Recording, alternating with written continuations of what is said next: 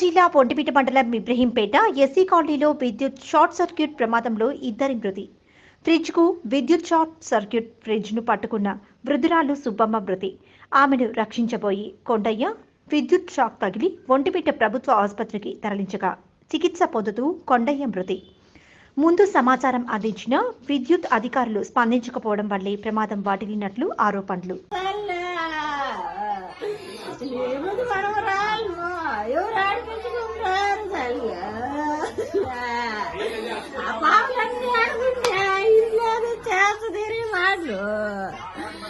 మళ్ళా బయట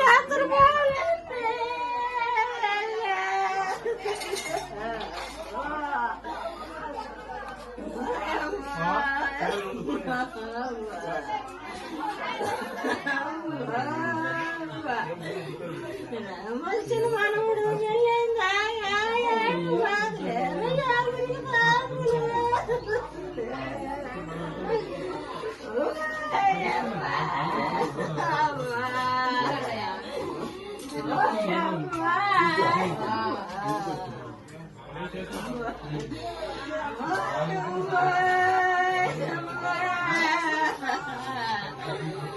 ఎవరు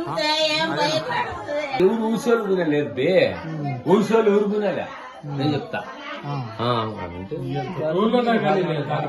బాగా నాడు ఊసోలేదు చూడు ఇప్పటికి పోలా